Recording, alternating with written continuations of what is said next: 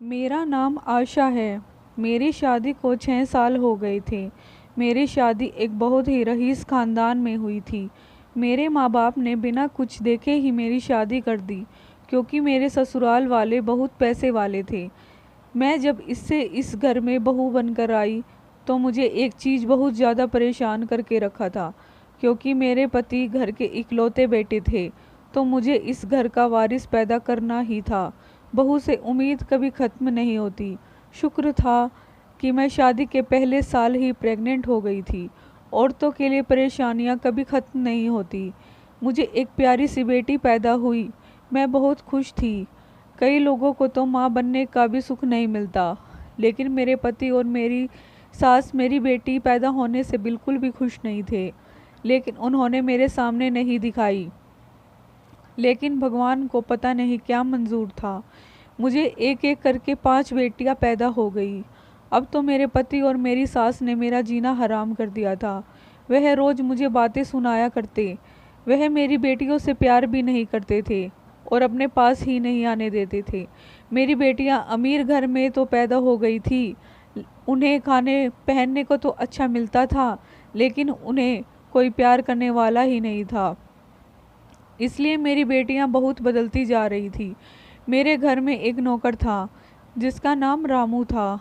मैं अपना दर्द बस उसी से बताती थी। मैं उसे अपनी सारी बातें बताया करती थी। वही तो बाहर जाकर यह बताता था कि मुझे बेटी पैदा हुई है, और मेरी सास और पति से मार भी खाता और चुपचाप ही रहता। मैं रामू को अपनी सारी बातें बताती, लेकिन रामू ने कभी मुझे अपने बारे में नहीं बताया। वह बहुत पुराना नौकर था। उसके बाप दादा भी हमारे ही घर में काम कर चुके थे। 5 बेटियों के बाद अब मैं प्रेग्नेंट नहीं हो रही थी। मेरी ख्वाहिश थी अब तो एक बेटा हो जाए और मुझे मेरे पति और सास के तानों से छुटकारा मिले। इस बार भगवान ने मेरी सुन ली और मैं फिर से प्रेग्नेंट हो गई। धीरे धीरे समय बीतता गया और मुझे 9वां महीना लगा। अपने कमरे में आराम कर रही थी कि तभी मेरी सास कमरे में आई। पहले तो उन्होंने मेरी तबीयत पूछी और कहने लगी, देखो आशा, अगर इस बार तुम्हें बेटा पैदा नहीं हुआ तो मैं तुम्हें अपने बेटे से तलाक देकर घर से निकलवा दूंगी। मैं रोते हुए बोली, माँ जी, मैं इस हालत में कहाँ जाऊंगी।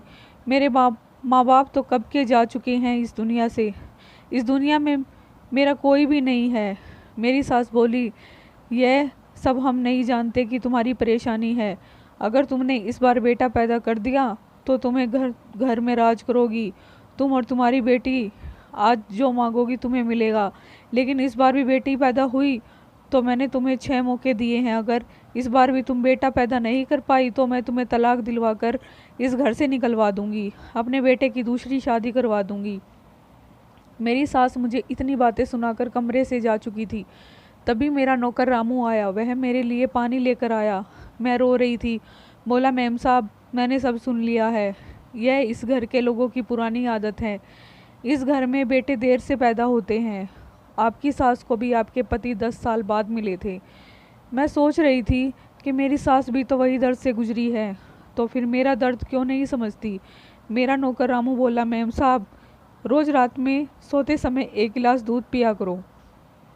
हमारे बुजुर्गों का बहुत ही पुराना नुस्खा है। मैं शर्त लगाकर बोलता हूँ, आपको बेटा ही होगा। मैं तो बस यही चाह रही थी कि कोई मुझे तसल्ली दे, इस बार मेरा बेटा ही हो जाए। मैं रामू की बात मान ली और रोज़ 1 गिलास दूध पीने लगी।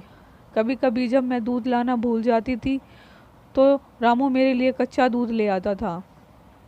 एक दिन दूध मेरी टेबल पर पड़ा था कि तभी मेरे पति कमरे में आए और पूछने लगे कि यह दूध यहाँ किस लिए है।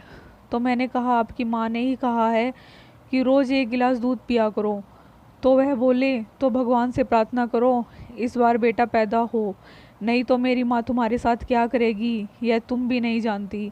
मैं रोने से सूरत बनाकर अपने पति से पूछने लगी, क्या अगर इस बार भी मेरी बेटी पैदा हुई तो क्या मुझे तलाक देकर घर से निकाल देंगे। तो वह बोले, देखो, मैं अपनी माँ की कोई बात नहीं टालता। अगर मेरी माँ को यही मंजूर होगा तो मुझे तुम्हें तलाक देना ही होगा। मुझे अपने मन ही मन अपने पति से नफरत हो गई थी, क्योंकि उन्होंने मुझे जीवन साथी नहीं समझा था। वो तो मुझे बस बच्चा पैदा करने की मशीन समझते थे। मैं चाहती थी कि इस बार मुझे बेटा हो जाए। जिससे मैं अपने पति और अपनी सास का मुंह बंद कर दूं। लेकिन मेरे पति बाहर ज़ोर ज़ोर से चिल्ला रहे थे, पता नहीं यह रामू कहाँ मर गया। मैंने उसे बोला था कि आज घर पर मेरे दोस्त आ रहे हैं, लेकिन यह पता नहीं कहाँ चला गया, अभी तक नहीं आया। रामू के आते ही उन्होंने उसे खूब जमकर सुनाया। जब शाम हुई तो मैंने रामू से पूछा, रामू तुम कहाँ गए थे? तो वह कहने लगा, मैम साहब मैं किसी बाहर ज़रूरी काम से गया था। फिर ऐसे ही धीरे धीरे दिन बीतने लगे। मैं रोज़ 1 गिलास दूध पीकर सोने लगी। एक दिन रात में मेरा दूध पीने का समय हो रहा था, लेकिन मुझे नींद आ रही थी। लेकिन रामू अभी तक मेरे लिए कच्चा दूध लेकर नहीं आया था। मैं उसका ही इंतज़ार करती रही, लेकिन वह नहीं आया। कुछ देर बाद मैं खुद उठने लगी तो मेरे पति बोले, कहाँ जा रही हो? तो मैंने कहा कि मेरे पैरों में दर्द है। उन्होंने कहा, ठीक है। मैं दूध लेने के बहाने रसोई में गई। मैंने देखा मेरा नौकर रामू दूध के गिलास में कुछ मंत्र पढ़ रहा था। मैंने उसे देख लिया था। मुझे देखकर वह घबरा गया। मैं गुस्से में बोली, तुम्हारी हिम्मत कैसे हुई मेरे साथ यह सब करने की? तुम जरूर मेरी सास के साथ मिले हो, आखिर तुम भी तो इस घर के पुराने नौकर हो। मैंने उसे बहुत बातें सुना दी। तभी मेरे पेट में दर्द होने लगा। रामू भाग कर गया और मेरे पति और सास को बुला कर लाया। वह लोग मुझे अस्पताल ले गए। अस्पताल में जब मेरी डिलीवरी हुई तो मैंने अपने बच्चा देखा तो मेरे पैरों तले ज़मीन खिसक गई, क्योंकि इस बार भी मुझे बेटी पैदा हुई थी। तभी एक औरत मेरे पास आई और उसके हाथ में एक बच्चा था जो कि बेटा था। तभी रामू चुपके से वहाँ आया और बोला, मेम साहब यह मेरा बेटा है। मेरे पहले से ही 3 बेटे हैं। जब आप पेट से थी तो मेरी बीवी भी पेट से थी। मैंने पहले ही सोच लिया था कि अगर इस बार बेटा हुआ तो मैं अपना बेटा आपको दे दूंगा और आपकी बेटी ले लूँगा।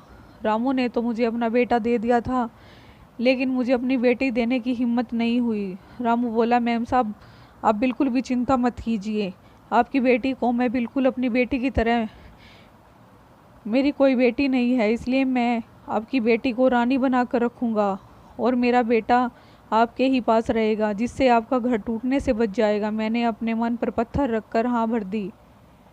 उसकी बीवी पीछे के दरवाजे से मेरी बेटी को लेकर चली गई।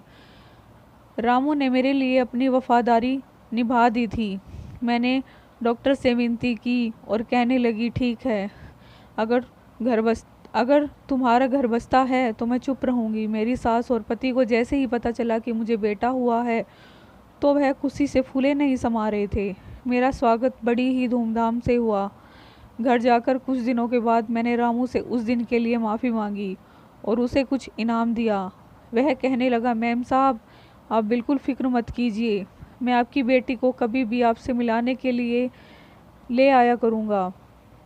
मैं खुश हो गई। धीरे धीरे समय ऐसे ही बीतने लगा। अब तो मैं घर में राज करने लगी थी। एक दिन अचानक मेरे पति के साथ एक हादसा हो गया और वह चल बसे। मेरे पति के जाने के बाद मेरी सास की भी मौत हो गई। अब तो मैं ही घर की मालकिन थी। धीरे धीरे बच्चे बड़े हो गए थे। मैंने अपने 5 बेटियों की शादी कर दी थी, लेकिन मैंने अपने बेटे की शादी रामू की बेटी से करवा दी। मुझे मेरी बेटी वापस बहू बनकर मिल गई थी। मैं अपनी बेटी को पाकर बहुत खुश थी और हमारी ज़िंदगी खुशियों से बीतने लगी।